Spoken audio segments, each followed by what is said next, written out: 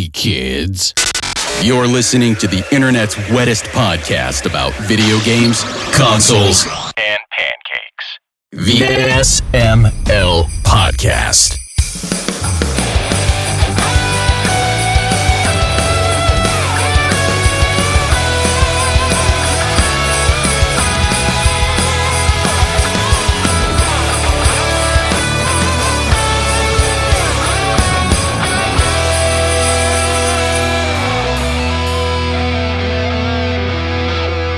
I don't know. Jacob has to ruin everything.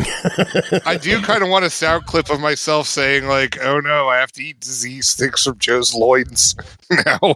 No, you're not getting that. Oh. It's up there with gaping butthole. And we do have... Fall into the abyss of my gaping butthole. It's just so funny because you just said that word, and I was like, I almost had this like this weird starstruck moment. I've heard you say it so many times, you know, and then when you said it again, it's just like it is in the sound clip. It's like when you hear the people do the King of the Hill, you know, voices when they're on Conan or whatever, and you're like, whoa. Anyway, it's really him. It's the butthole guy. Oh my God. That's beautiful. My legacy has been cemented in SML history. I am forever the butthole guy. Yes, you are, because what's up, everyone? This is the SML Podcast. I'm your host, Joe. Jacob, how's it feel to be the butthole guy? Pretty good. At least history will recall my many deeds, or at least the butthole. Yeah, that one big deed. That one gaping deed. Oh, man. Anyway, Jacob's here, Aki's here, Bri is here, and Grant is here again. How is everyone doing? Rawr. Good.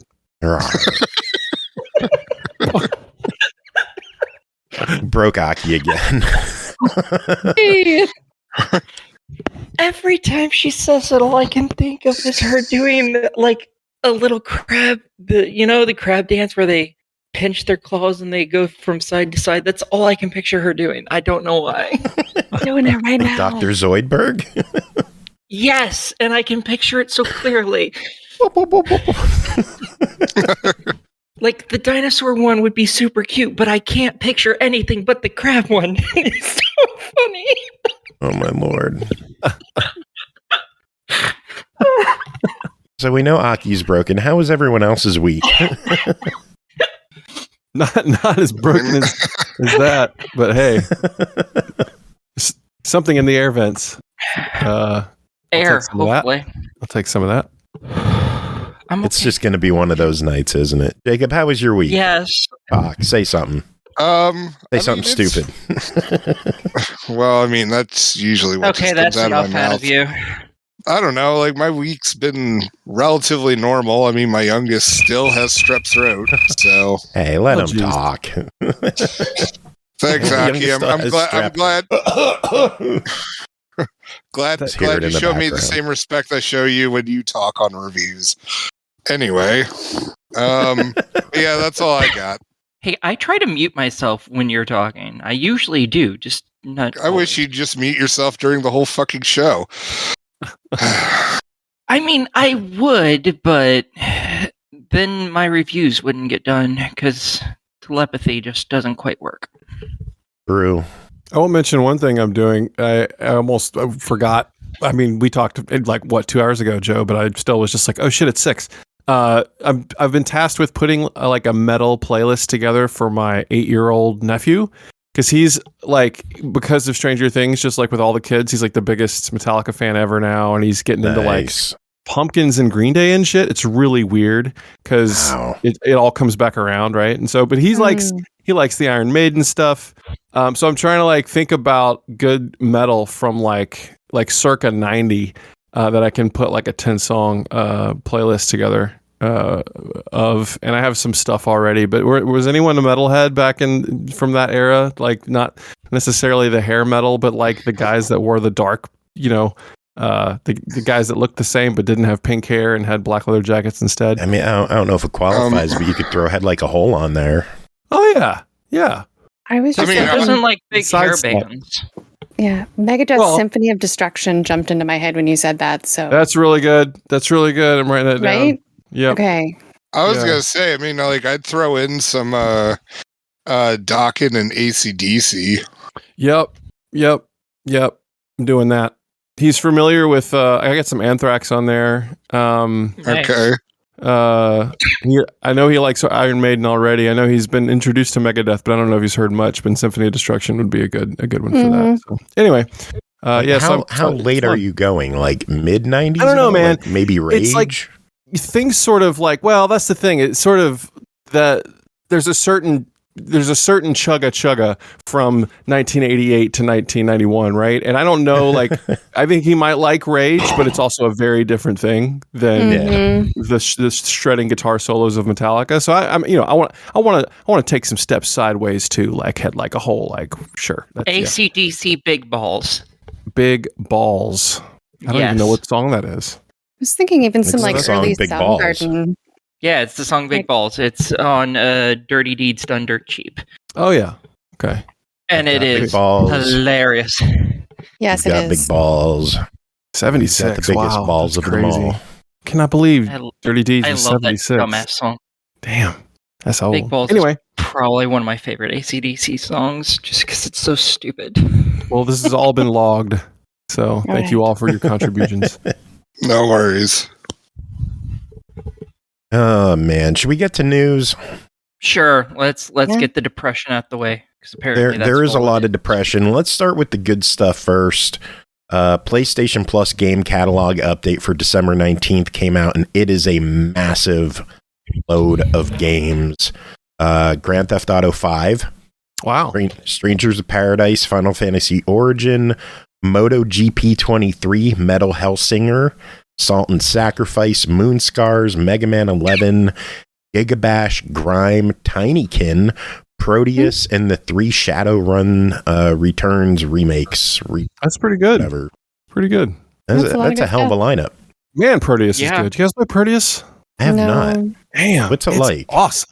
Oh, it's like It looks like a cross between like a first person shooter that has sprites as their as for enemies, kind of like Doom and stuff. You know, like so there's been a lot of callback FPSs, boomer shooter resurgence, as you guys know, in the last 2 years or so. But this one's got like it has more of a voxel look to it, like all the blood and all the there's a lot of stuff that isn't flat. And the lighting's really, really good, and it just plays like a dream. It's just awesome. Like it's the best. It's the most fun I've had with one of those boomer shooter redos in a while, and it's awesome. Killer music, like worth. I think it's on Game Pass. I think maybe or yes, because I played it. So yes, it is. And I didn't buy it. So worth it. Like great game. So give that one a shot. If you got a craving for some OG first person, no aim down sight first person shooter, give that a shot. It's good. Mm-hmm. Cool. Jacob, did you play that one? That sounds like something you might have done. What did I do? Proteus? Nope.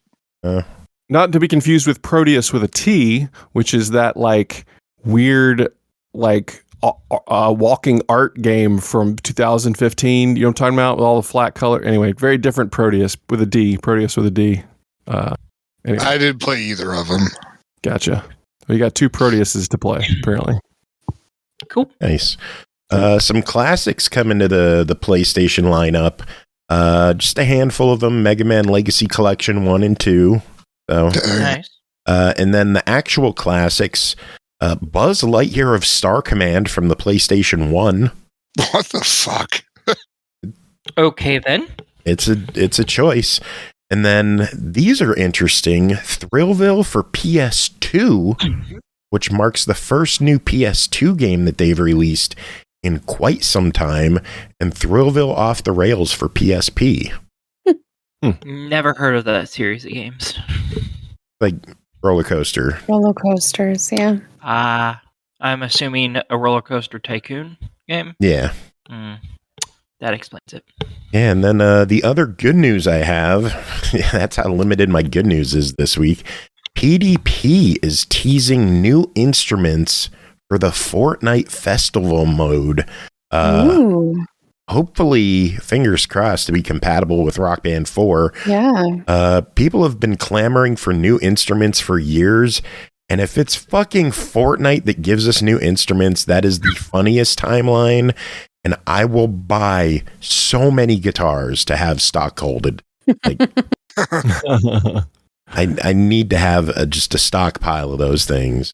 I guess you could do like, can you take like a PC guitar and map keys to it, like buttons? I guess when you're playing a guitar, you need two buttons. You got to hold the button, you got to hold the fret button down, then you have to strum, right? So it's like a combo of buttons. So I guess you can't just map it with like joy to key or something. I'm trying to figure out a way to use old gear for the mode. There is a thing called the Roll Limitless that allows you to use like Wii instruments and PlayStation instruments on basically anything, and it works through your computer, and it's tied to an Xbox controller, so that's how it syncs up to the game. I don't know how it works, but it's made it much easier to get into the game lately. If you could get one of those Roll Limitless adapter things. Have you guys? Any of you guys played the new Fortnite modes? I have not. No. I tried the festival's a lot of fun. I tried. Well, Racers 3. There's Lego too, but I'm not really a builder guy. But yeah, I tried the Rocket Racing and the Festival and the Lego one. And it is Festival is like the most lean version of like one song at a time Rock Band. I mean, it's 4 buttons for all the way through hard, and an expert has 5. And then the song list is pretty weak in my opinion, but that's just my opinion. It's like I'm one of those guys where like if there's not an actual guitar in a song, but you're playing it on a guitar, it's weird. But it's just a lot of like newer pop stuff. But I think there are a couple classics. I think there's a Queen song in there, and that's cool. But it's okay. It's just you just play one song and you're done. You go into a lobby, pick an instrument, pick your difficulty. Everyone does it independently, and then you just go and try to score points. And it's okay. And the Rocket Racing is Rocket League guys made a racer, and it's fantastic. But there's nothing to it. Like there's no. It's just you play one game, you play one race, a random track, and it's over. But the controls are fantastic. It has this drift mechanic where when you're done drifting, it auto boosts, and the boost you get is based on the amount of drift you did. Similar to the Mario Kart, but it feels different. But yeah, it's great. So like the bones are there for both modes, but it's feeling pretty lean. I feel like it's a little too early to talk about instruments when there's barely any songs to play, but they must have a plan, right? I mean, I would imagine like right now there's only 30 songs in Fortnite Festival. And from what I understand, it's like a daily rotation of free songs, or you can pay V-Bucks to own a song. The problem is when you convert the V-Bucks, songs are like $5. Yeah, I think that's what it is I didn't realize there were 30. It would only let me select from maybe 6, I think. Yeah. Maybe there were more in there than I didn't realize they were there. But yeah, if you can't pick them until you go through the free-to-play hurdles, then that's no fun. Yeah, the fact that they're asking so much per song really worries me. I mean, I can understand if Rock Band DLC has to go up in price. It's been $2 a song for 15 years. If it's got to go to $3 a song, whatever, but up to $5 a song, that's just a bit too steep. Yep. But I'm excited at the prospect of them doing instruments for this festival mode. Apparently Harmonix confirmed that they're going to make your current Rock Band instruments work in the Fortnite Festival eventually sometime next year. But I would imagine that any new instruments that they produce for this festival would work in Rock Band 4. And of course, people are buzzing that maybe this will lead to Rock Band 5. Because from my understanding, this mode has been doing really well. Cool. So fingers crossed. Yeah. Now the bad news. The ESA confirmed E3 is officially dead. Boo hoo. I'm just so neutral on that. I mean, like it would have never come back the same way. I don't know. Keeley's just sort of grabbed it, and it was an opportunity. And Summer Games Fest, even though it isn't the same kind of like, it's not a bunch of people running around the show floor doing dumb shit kind of thing. But I don't know. I guess I don't know. That's too bad. I guess you have PAX now for the big like PR convention kind of thing. That seems like what E3 morphed into is PAX. Yeah. Yeah, they couldn't figure it out. Reed, whoever it is that does PAX, actually got pulled in to redo E3, and it just didn't work out. But yeah, too bad. Time Splitters dev Free Radical is shut down once again.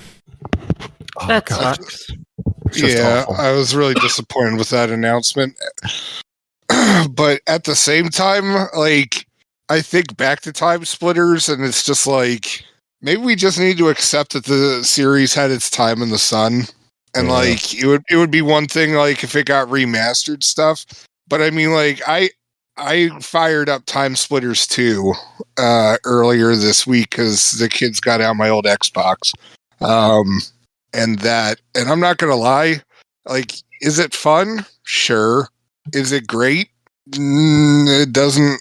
I'm not saying it doesn't hold up, but I think we're also looking through rose-colored glasses with Time Splitters. I agree. Totally. I'd be okay with like a remastered thing, but acting like, this needs to be like God's new mission that the franchise continues. Like, didn't one of them technically get a remaster in Homefront? I don't know. I know one of the Time Splitters games is playable in Homefront: The Revolution. Oh. Yeah, you can play like 3 levels, I think, or something like that. Yeah, there's a Time Splitters 2 remaster in Homefront: The Revolution. So okay, well, it wasn't bad. Yeah, I was gonna say Homefront's on sale for like $5 all the time, so you want to get some Time Splitters 2, just buy that. Yeah, it's been almost 20 years since the last Time Splitters. Future Perfect was 2005, which is a long time ago, and then they just made a bunch of Crisis stuff after that. So I love the cartoony first-person shooter thing, but I mean, yeah, you're right. I think it's like we're all nostalgic for it more than anything, but they seem to work well together. That's too bad. Maybe they can figure something else out. More bad Embracer news. Embracer is apparently handing out layoffs at 3D Realms as well. No numbers are out yet, but it sounds significant. I didn't know they had 3D Realms. Yeah. Damn. Yep. This doesn't shock me. Getting layoffs. Naughty Dog is shutting down development of The Last of Us Online. They said that they were kind of at a crossroads where they could become an MMO company or stick to single-player games, and they wanted to focus on single-player games. I think that's a great move. Yeah, honestly, like, that's one you definitely like never hear about anymore. And yeah, I think really most people gave up on it. I mean, honestly, I think it's great that they recognize what kind of identity they actually want to have. Yeah. Like, and not just necessarily go for the thing that theoretically makes them money. Yeah, because live service games are an issue. We're going to get to that in a few minutes. Uh-huh. They're just the bane of everyone's existence, as they should be. Fantastic. Known for the Wild 8 Prop Night and Radiant 1 released their new game the day before this past week, and it shut down on Monday. It's insane. Then they changed their Steam name to 8 points, which is coincidentally how many points out of 100 their game earned. The game sold over 2,000 units with over 91,000 refunds on the same day. 250,000 units, as you said. You meant to say, right? Didn't they sell 200,000? Did they sell 250? Oh, I don't know. You said. Yeah, you always said 2,000. Yeah. Oh, 200,000. There you go. The game sold over 200,000 units with 91,000 refunds on the same day. Should have been 300,000 returns. But they didn't sell that many. That doesn't work. Still should have been that. It's pretty bad when Steam goes, it doesn't matter how long you played it. If you want a refund, we'll honor it. Like, yeah, that's rough. But did anyone keep up with the saga of that game? I mean, like, I've been reading like stuff all week about it, but yeah, same. Like, apparently, like the actual devs never wanted it to be an MMO, and that was all marketing. Sounds pretty terribly run. Yeah, no, that's actually what they said. And like, and the people who run the company, like if you said anything that was like remotely against like what they were saying, like, oh, we should do this for the game, like you'd be fucking gone. Love it. Anyway, let's talk game server closures, because that's the new trend. January 3rd, WWE 2K22 Xbox and Series versions are shutting down. 22! The game's 2 fucking years old and you're shutting it down? 2 I would have years. figured those would have at least 4 years before they'd close that. Like, come on. Server-wise, yeah. Are those games playable without their online? Like, are they are, continuing to sell but the you game? lose a lot of the online, like the online play, the online sharing and creating wrestlers and arenas and stuff like that. All that's gone. Did they comment on like there's just, you know, wrestling's a pile of licensing? Did they mention anything about licensing related stuff, or is it just like our servers are expensive? They're just like, we're shutting it down. Okay. Yeah, they don't care. 2K, they do this. They shut their shit down so quick anymore. It's gross. Some games that are shutting down after a while, I can understand these shutting down. January 25th, Splinter Cell Conviction, Assassin's Creed 2, and Assassin's Creed Liberation HD. I thought Conviction had closed a long time ago. Nope. Still up for another month. Nice. So if you want to get any online achievements out of the way, do them now. March 21st, Rocket Arena is shutting down. Which also it celebrates the fact that we remembered it still exists. Yay! And of course, like as they finally announced, like that they're shutting it down, you can't get the game anymore because it's delisted. And I'm just like, shit.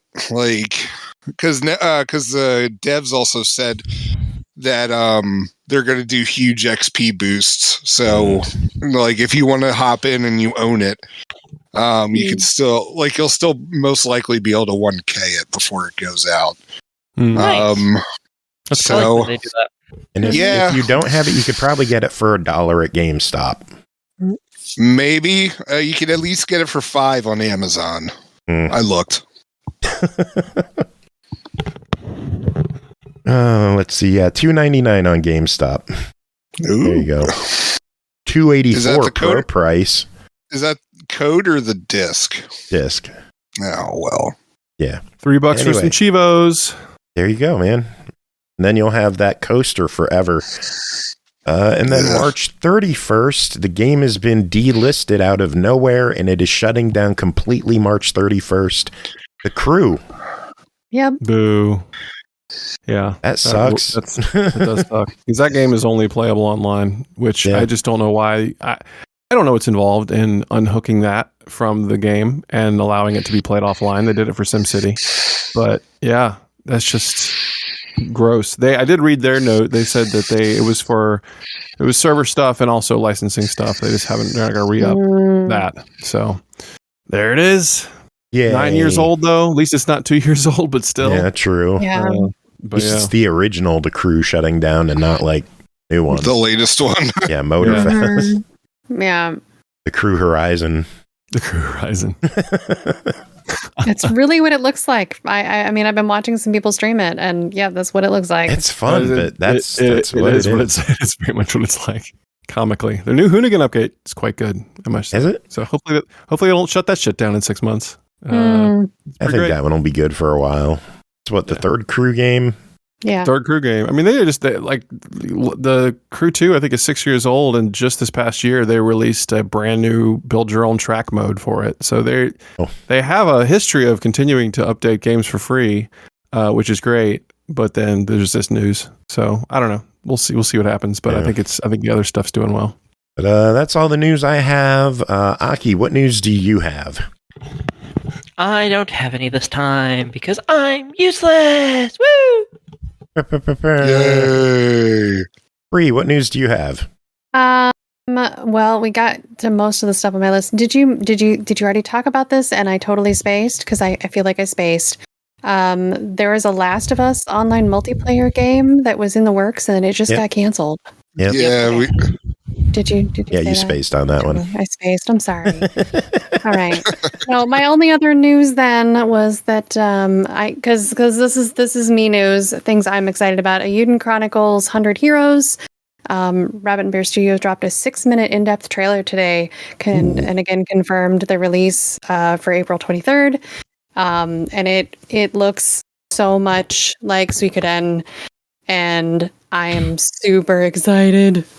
Yeah, that one's been on my radar for quite a while. Yeah, but there's a 6-minute trailer, and it talks about all sorts of different aspects, and just looks really good. Looks really good.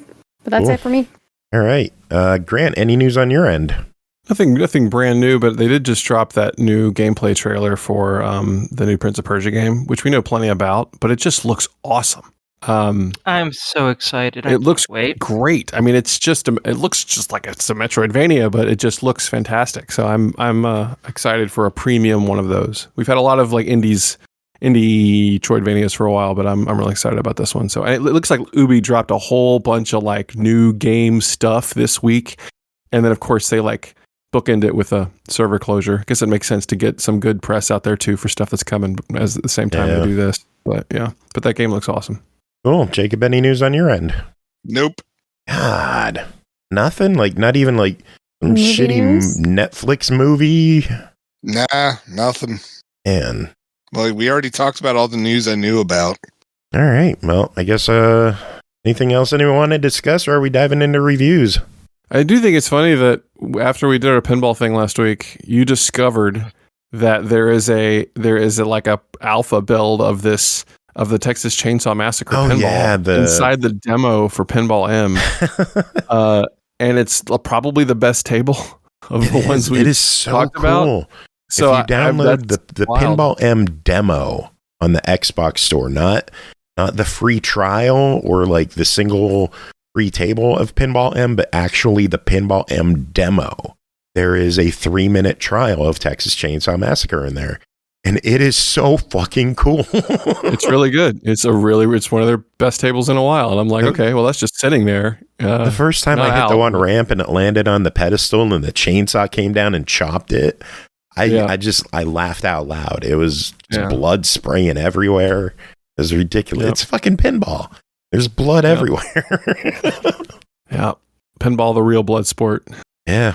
Good stuff. But yeah, I guess we'll get into... Oh shit!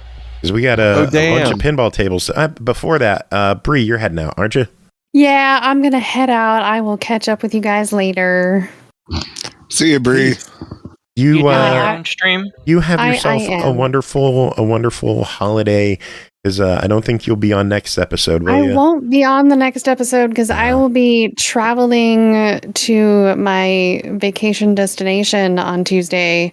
So I might be back in time to like watch the show, but I don't know what'll be going on there. So yeah, this will be the last time I see you guys until the new year. So hope everyone has a happy whatever you celebrate, and hopefully I will see you guys in a few weeks. Safe travel. Sounds like a plan. See you, Bri.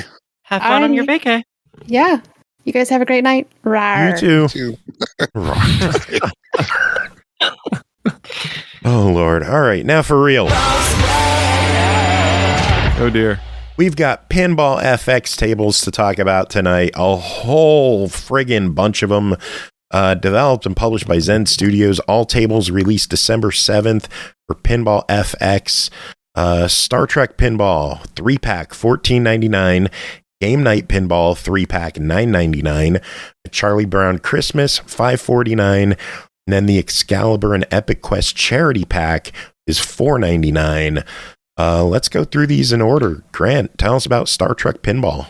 Yes, so they are working with Star Trek now, and they've made 3 custom tables, not any relation to the real deal tables.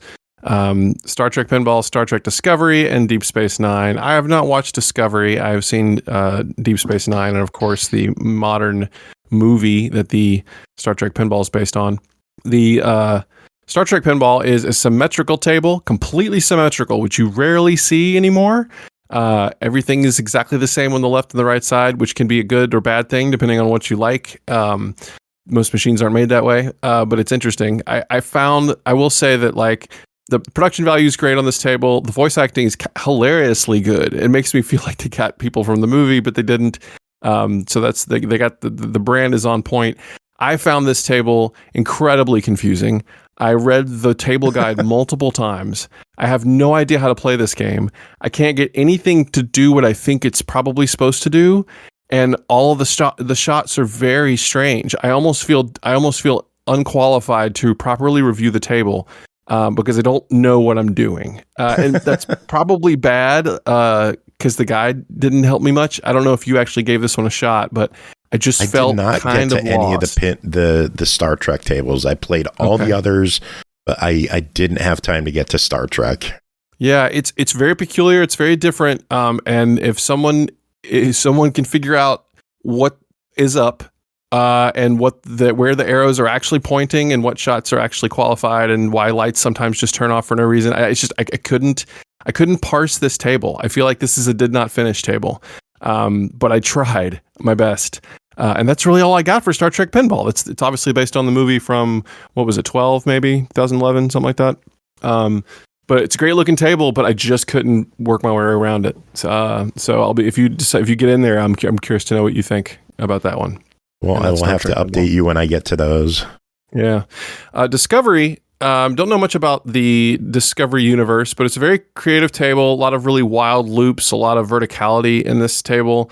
There's a neat row of drop targets that are similar to this game Sorcerer from back in the day. It's kind of a curved row of targets, and for some reason, Zen doesn't do a lot of tables with long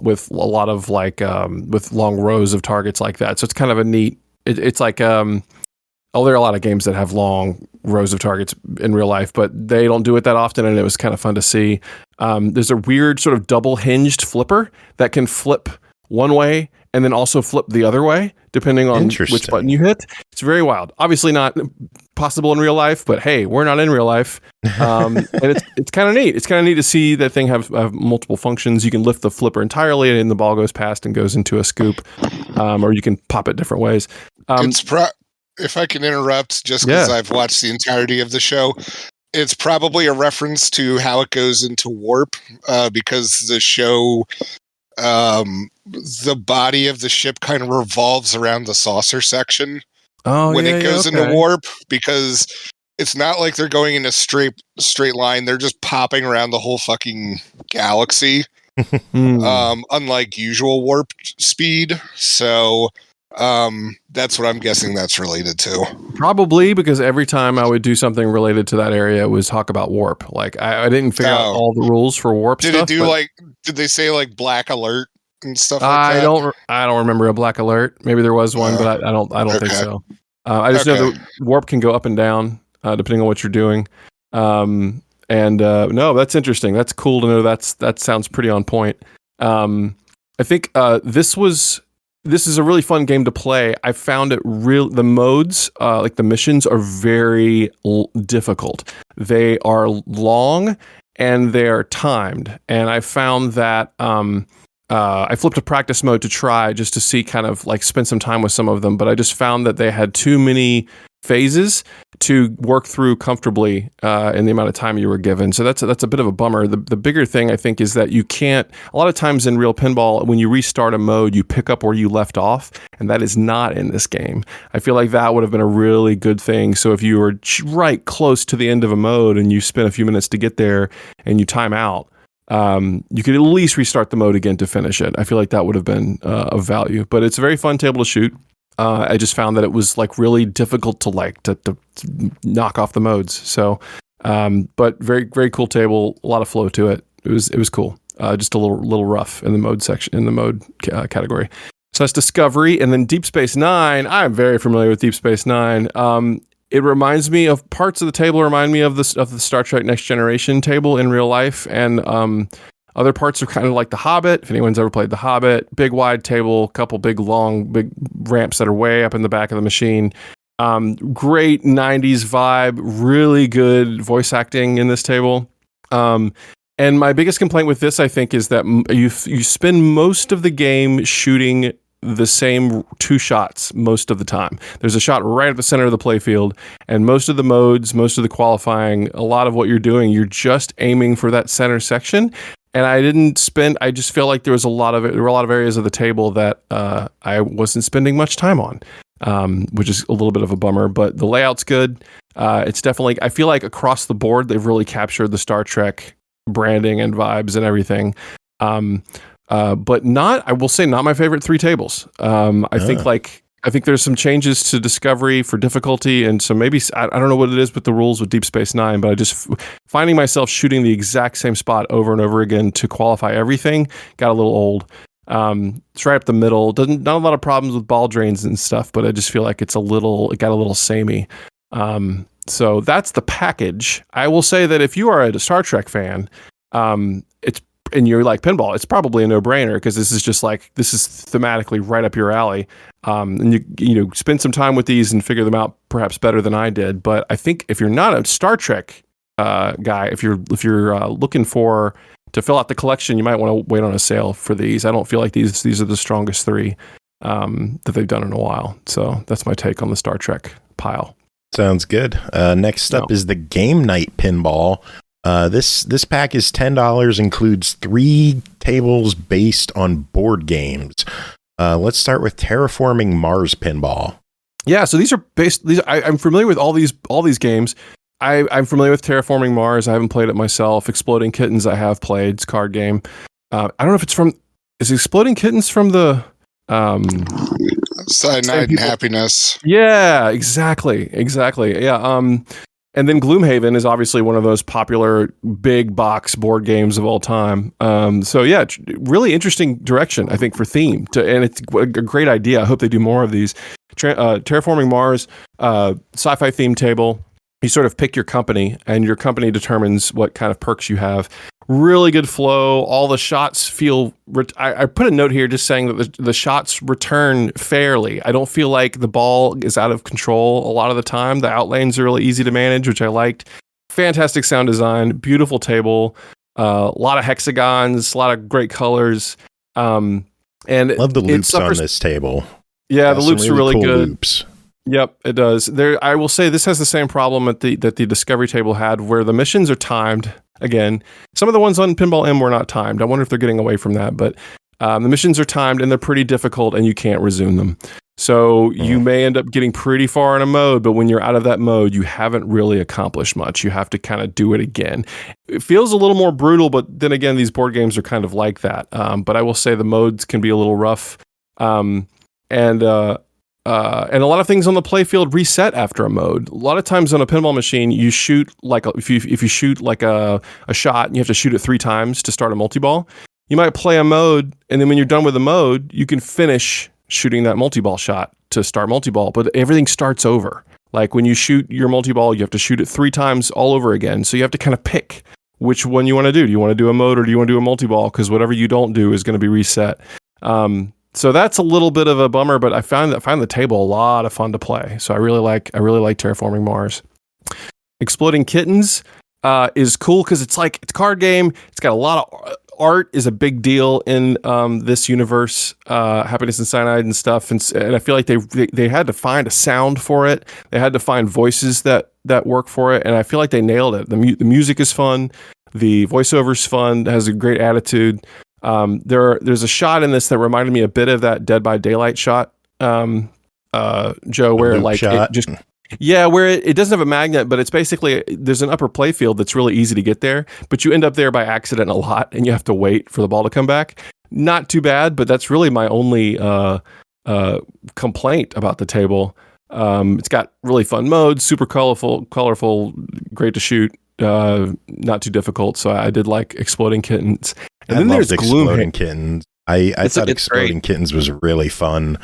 I liked all the upper board stuff with like the extra flipper up there and all the different turns and loops that you could take up there. I just thought it was a really fun and it's kittens. There's cats everywhere. There's cats so of everywhere. Course, all kinds of animals to me. Yep, I love an upper playfield. I really like a tiny playfield with a bunch of flips, and if cats are involved, that's even better. So, Gloomhaven is so fucking great. Gloomhaven I love is this so table. good. I love this table. It's so like, and I won't spend too long on this, but I just want to say that like, as far as the RPG experience goes, it just, everything in it makes sense. You have to, there, you have XP, you can have like, perks related to things like invisibility. You can build a shield. So you basically can play the table to build up your character, and then you start a mode, and you choose from one of many, and there are easy and hard modes. And the harder modes you save for once your character is built up a little more. You start a mode, which then unlocks a side mission. You choose a side mission. Do you want to help this old man do something, or do you want to build a bridge or whatever? And so you complete the side mission, and then it starts a battle of some kind. And with the battles, these little targets come up out of the bottom of the machine that are enemies, and you have to shoot the targets to knock down their health bars. And one of the cool things in this game is normally when you hit a target from the back, like accidentally, if a ball kind of comes down and hits a target, it doesn't trigger the target. The ball just sort of runs into it and then falls to your flipper. In this game, you can be strategic. And if you know where a ramp is going to go, you can shoot a shot and have the ball come from behind an enemy and stealth kill them, one hit. It's so rad. And then you can hit, loot shots and unlock loot on the ramps and get health. Health is automatically applied. There's a shot that unlocks a shop where you can buy stuff you can use with the gold you've collected. It really feels like a board game experience on a pinball machine. I just thought it was fantastic. I will say the only real problem is that it is hard as shit. It is so hard. Like when you're really like focusing on something and you just end up with an outside drain, it's just kind of a bummer. I'll say that, this is one of those tables that I just decided to play on practice mode just to see as much of it as I could. I'll get better at it, but as I learn it, but it's hard. It's the kind of table where I feel like a long play session will be pretty long. And if you just want to see what the game has to offer, practice mode's great for this table. But I just feel like it's so well thought out, sounds great, looks great. It's like my favorite table of theirs in a long time. So Gloomhaven is a winner to me. Well, the pack is $10. What are your thoughts on the game night pinball pack? I think it's great. I think it's 100%.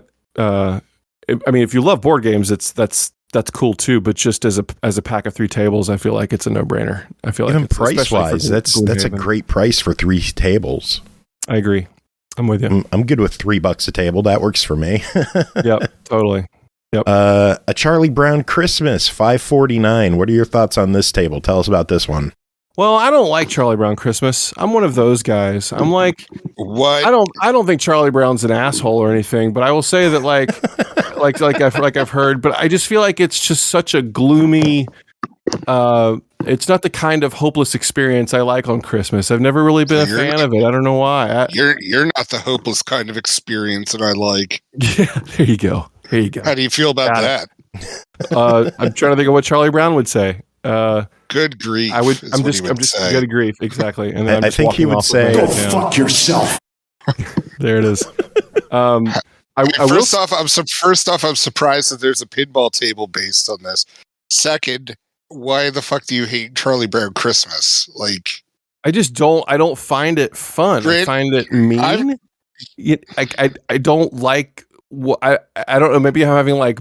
Maybe it's like a weird bullying thing, but I just find that like his situation is so dire, and everyone is such a dick. In that, I'm just not a Charlie Brown Christmas person. Although I will say that I find the Vince Guaraldi, one of my all-time the soundtrack for that and Thanksgiving, to be some of the best Christmas music ever. So I think I like Vince Guaraldi's soundtrack as much as I hate Charlie Brown, which is weird.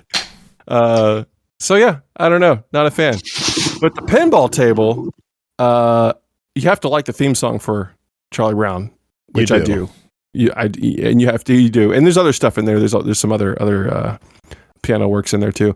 But really colorful table, pretty basic table. I feel like it's pretty easy to shoot. This one might be a little better for kids. I think that some of the paths of the shots aren't clear, so you have to kind of know when they say shoot the mailbox. You got to know what that means, and you learn as you play.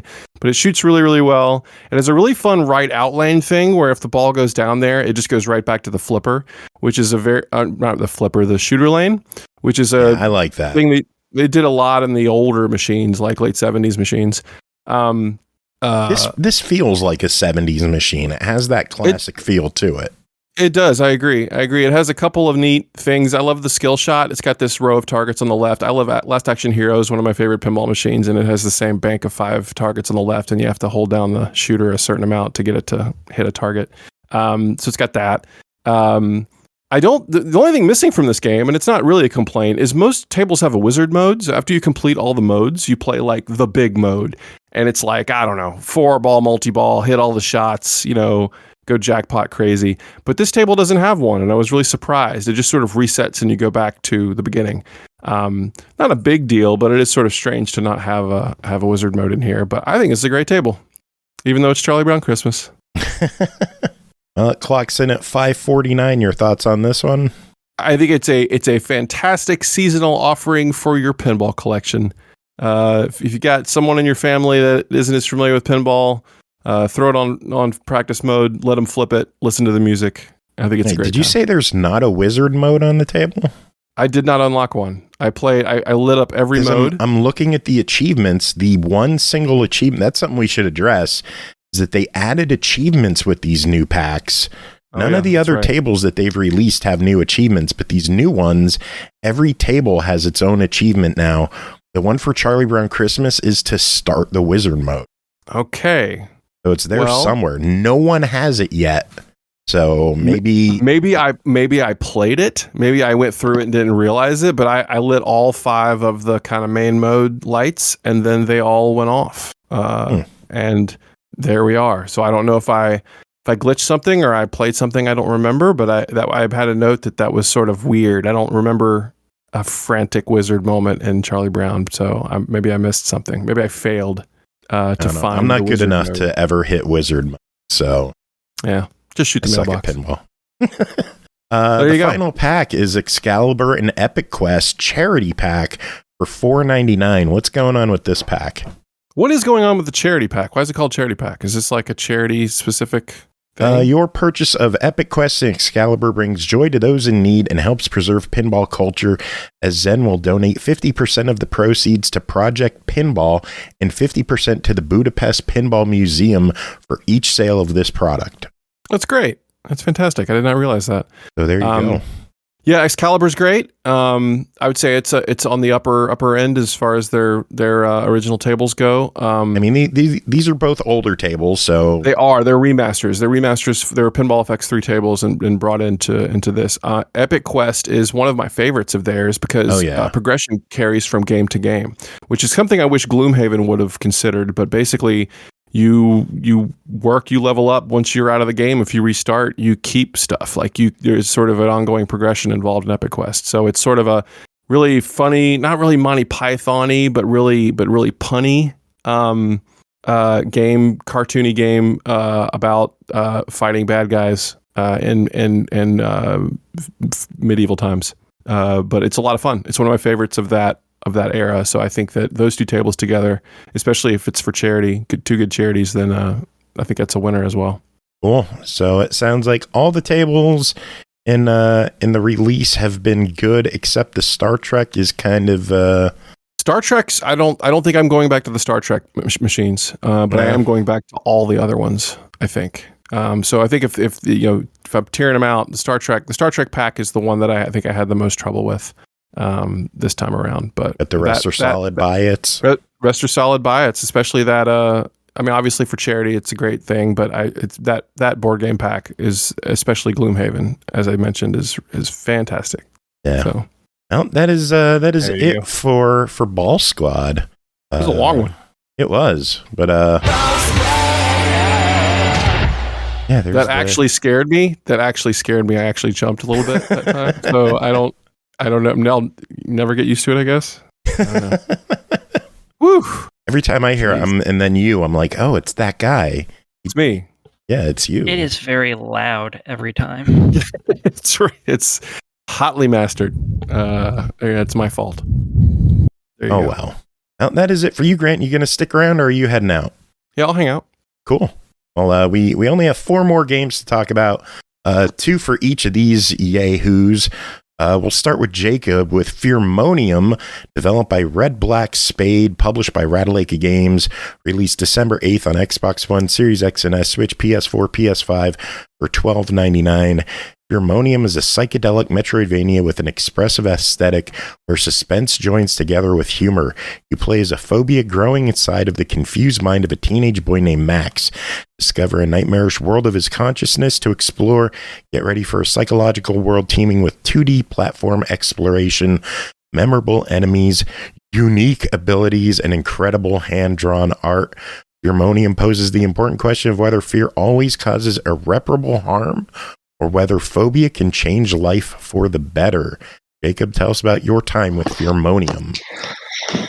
So, Fearmonium is a Metroidvania, and it's a dark one. Pretty much, you are this teenager named Max who has a life that he hates, and you play as you play as this phobia that wants to be the head of like all of his phobias, like the one that's biggest in control. And so you're essentially working for depression, who is this lady that gives you helps you get power-ups, but also is like your save point and stuff like that. First off, the map is huge. Like it's big. It's easy to get lost, and when you're starting out, it's also easy to die in. And not just because of the enemies. Like, if you haven't gotten to certain power-ups, jumping abilities and stuff like that, and you get stuck in a certain spot, you won't get out, and you will have to restart your game. Like, you know what else we have to do? What's that? We have to thank our good friend Chris for dropping 200 biddies in chat. Thank you so much, Chris. Always love having you here. Nah, I'm smiling just for you. Thanks, Chris. All right, Fearmonium. Anyway. So it's like there are plenty of upgrades, and there's different areas with different kinds of enemies and different bosses. But yeah, none of that's going to do you a lick of good in the beginning if you don't go the correct path that the game wants you to start off in. Because one of the things I thought was pretty cool is that the game's just kind of like, yeah, man, go explore. If you can get there, cool. But most Metroidvanias that I've played also kind of have like a starting, this is the line that the way that we want you to progress through the map after you've gotten past this point. We don't care how you go about it. Just go. This game's just go fuck yourself. So, which, I mean, for a game about depression and, mental illness, okay. I mean, it is kind of abandoning you on that. And it's it's not a bad game. I mean, combat I don't know. I always thought that the combat was a little bullshit on this one with how quickly enemies were able to hit, yet I couldn't hit back, but maybe I just wasn't upgraded enough. If you're looking for a challenge and you're a big fan of Metroidvanias, definitely check this out. But if you're a newbie to it, this is not a game that's going to hold your hand. It's rough in that regard. It's a big challenge, but if you're willing to put in the time... What are your thoughts on the artwork in the game? Because I really dig the art style in this. And of course, as soon as you say, I dig the art style, I was all right with it. It didn't do anything for me. It kind of felt like, oh, Cuphead is popular. We should do that. That's what it reminded me of. Yeah, I could see that a bit. I don't know. I guess anything hand-drawn is going to draw comparisons to Cuphead. Yeah, which, I mean, is unfortunate because, I mean, it's just, this is clearly a game that's not like Cuphead, but it's just, I don't know. At least from what I played, it felt a little too similar. It just felt like it wasn't doing its own... gameplay-wise, it's definitely doing its own thing. Story-wise, it is. Art style, not so much. Yeah. Well, it's $12.99. What's your verdict? If you're looking for a challenge, absolutely. If you're not, wait for a sale. Cool. Before we get a move game on to the guide. next one, Chris is asking for our opinions on Assassin's Creed Valhalla. Grant, have you played Valhalla? I've not. No? Aki, where are you at? I know you played Valhalla. I'm playing it right now, actually.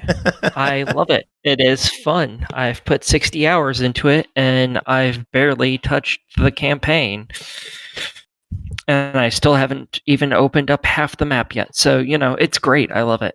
Yeah, it is a big friggin' game. Like, there is so much to do in Valhalla. It is intimidating how much there is to do in that game. Yeah, and all the little mini game stuff that you have in it is also really fun. And a lot of the Assassin's Creed games don't have particularly good little mini games, like the flighting, which is the little rap battle things. So fun. I absolutely adore them. They are great. And then you got that weird little dice game that's really fun, and you have the drinking game, which is so. I don't think lots of people are going to like that. I think it's fine. Like, they're all great. I really enjoy the game. And female Eivor is really attractive. Yeah, that's who I use.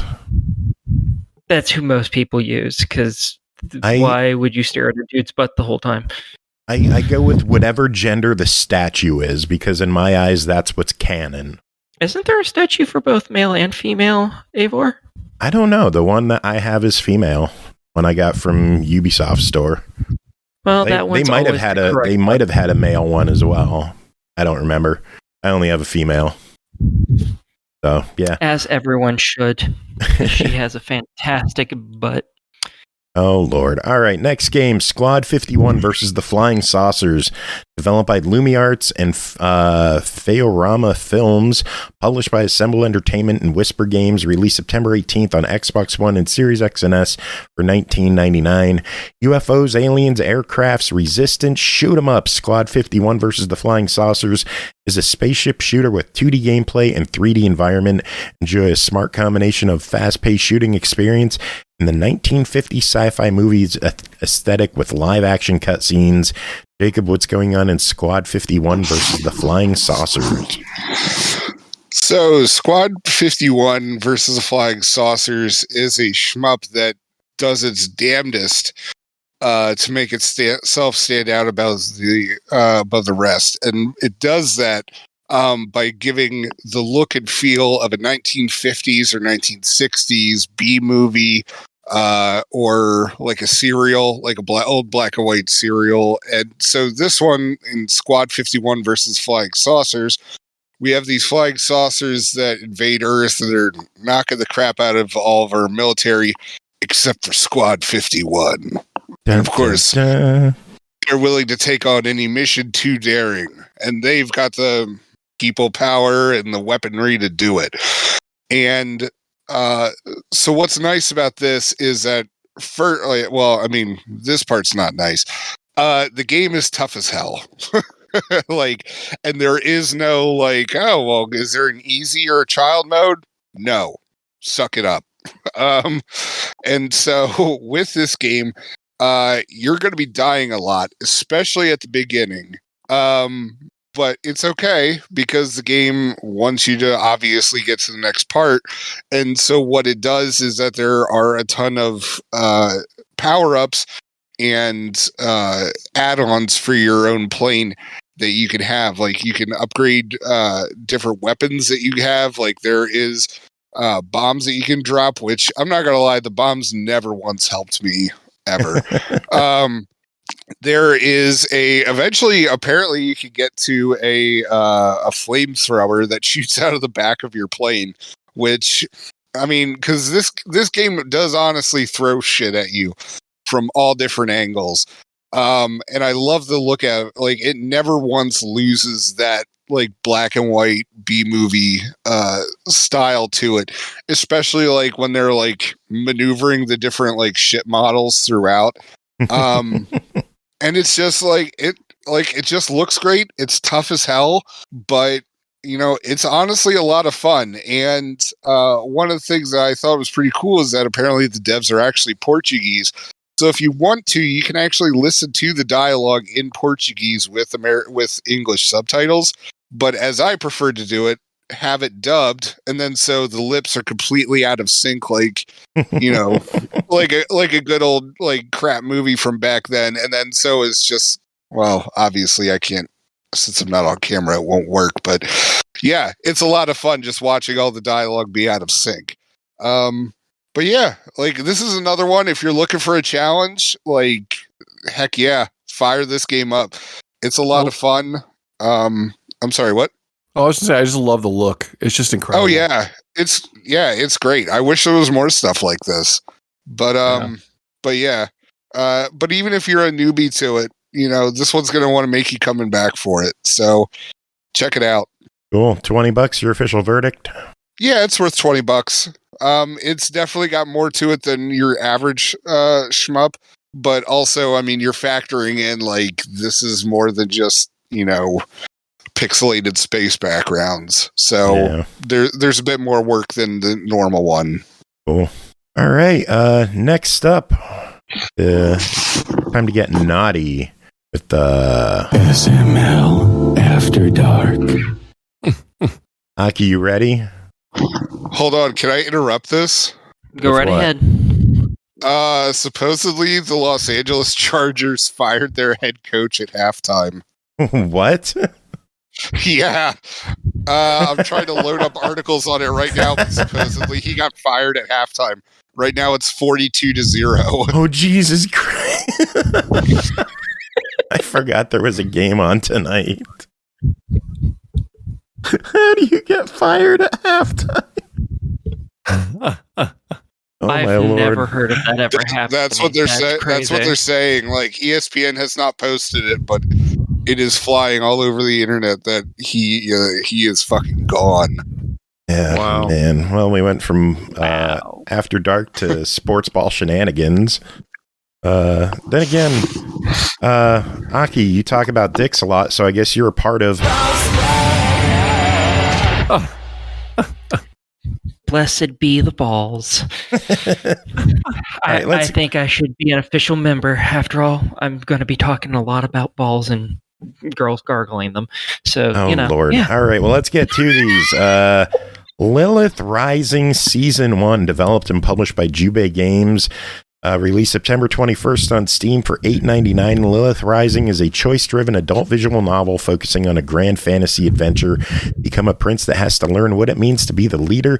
In order to save your kingdom, your journey will be filled with adventure, romance, mystery, humor, drama, and lots of sex. Aki, what is Lilith Rising Season 1? Okay, and this one you play as a prince. He is kind of a stuck-up douche, because, that's how he has to start. And then his kingdom is attacked by demons, and he gets his ass beat, and his family is presumed dead.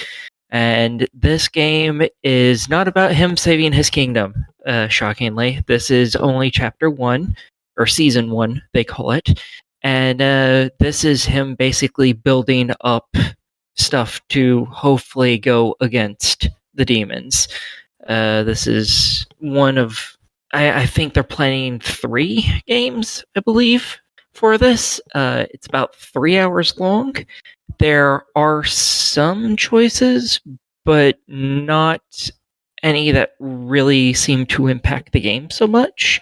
It's more, who do you want to interact with in order, and do you want to skip somebody by going to the next choice that actually continues the story, basically. There are a bunch of very attractive ladies in this, as per usual. There's 3D animations, obviously. They're a little stiff in this one, and by a little stiff, I mean they're really stiff. They're kind of robotic, which is a shame, because all the ladies are very pretty. And they're very short loops as well, which is also a shame. It's like a 1-2 second loop most of the time, which is just so sad. I really liked the story. This did not get me where I needed to go. As one would expect with a game like this, one would want to get where they need to go. But I didn't mind it because the story was really, really good and really engaging, because all these characters, the dev of this clearly likes D&D because all of the characters are basically archetypes from D&D. So, you got the elves, they're obviously magic people. You got the captain of the knights. Well, when you first meet them, they're in the corner, all covered and hiding and being gloomy and edgy. Guess what? They're the rogue. It's so great. And there's a lot of comedy in it, and the story is really well written. Just all the interactions between the prince and all the characters are really well done, and the prince actually grows as an individual throughout this, because by the end of it, he's no longer just the smartass who thinks too highly of himself. Instead, now he's like, no, it was a team effort, even though he was really a majority of it. And it's really well written. So I didn't mind that it didn't, get me where I needed to go because it was so just well written. And my biggest issue is I wanted more because this is only about 3 hours of gameplay. And I'm just like, I want more to the story. I want to see more. I want to read more of where this goes. This is so cool. Well, it's only season 1. It runs $9. What are your thoughts? I think this is totally a buy it. If you like fantasy stuff, if you like D&D, I think this is going to be right up your alley. And, hey, it has attractive naked ladies. I mean, who's going to complain about that? I don't know. Who would? I have no idea. Probably some conservative men, whiners. Next game, Projekt Passion Season 1. Developed and published by Classy Lemon. Great name. Released in May on Steam for $11.99. A futuristic adult visual novel filled with sex, comedy, drama, violence, and more sex. Go on a fun-filled space adventure and develop relationships with a diverse cast of characters with their own personalities and motivations. Aki, what is Projekt Passion? Okay, in this, you play as this smartass dude. Very different from the last one who was stuck up. This guy is hilarious. Everything he does is just comedic gold. And he's voiced, by the way. So, yeah, enjoy that too. And he basically, for some reason, has more or less a mercenary group after his ass. And your introduction to him is him having sex with his girlfriend at the time, and then building his room, his apartment is broke into by mercenaries, and he gets up in the middle of it and shoots one of them in the head. Nice. Yeah, it is great. And yeah, so in this, something is stolen from him. He needs to go and find it and take down this big mercenary group because it's one of the richest groups and they're kind of douchebags. So you end up creating a crew to go off-world. First time any of you have ever been off-world, ever. So you have to build up your crew, and you have a small handful of people that you get for that. And you go on a little adventure. This does not end with you getting rid of them, because, again, this is season 1, and I think, again, this one is also, I believe, planned for 3. 'Cause they really like doing them in 3s. This one will take you about 8 hours. This one will probably get you where you need to go. And it is hilarious. At the very beginning, about half of it, maybe a little more than half, is just the best comedy ever. Because the main character, he is hilarious. Just so well written. And when there's voice acting, because there are voiced cutscenes, not constantly voiced, sadly, but there are cutscenes. The guy who's doing the voice just has the best comedic voice, and he has amazing comedic timing. So funny. And you might be like, oh, so this is all jokes, fun and games. No. No, it gets serious. And you actually see it with the character. He will actually slowly, as the game continues, he gets more serious because they start dealing with more serious situations. So he'll still have some jokes, but then he gets serious. Whereas at the beginning, it's just joke after joke after joke. Ha ha ha, funny, funny, funny. I'm going to fuck around. And it's hilarious. Some of the issues they deal with is addiction and abuse. So, trigger warnings for that if you need trigger warnings and the like. And they actually deal with them fairly seriously.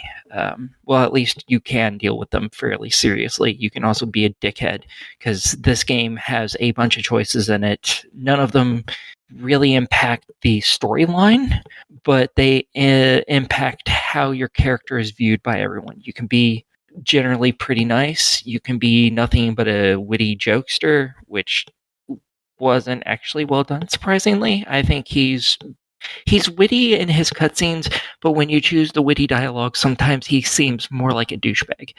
And then there's there's the asshole route.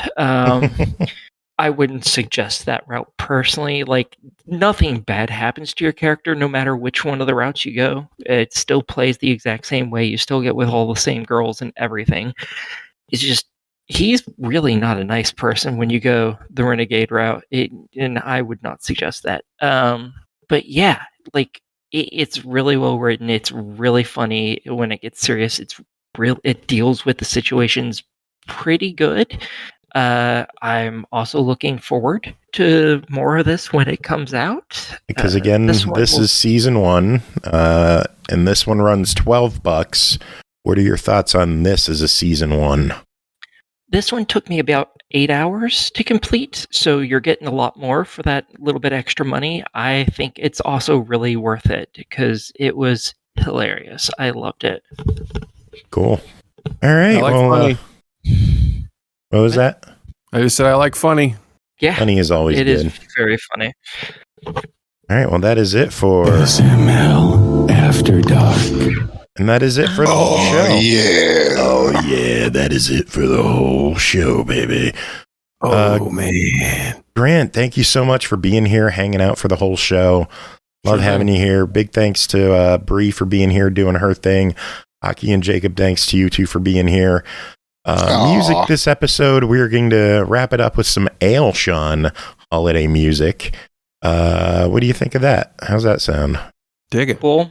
I mean, did we have a choice? No, you don't, because I'm the one playing the music. So I mean, like, why are you asking our opinions? Because I want to make believe that I care. He wants to know if we have taste or not. No, we Well, don't. I know you don't. Oh, yeah. Yeah.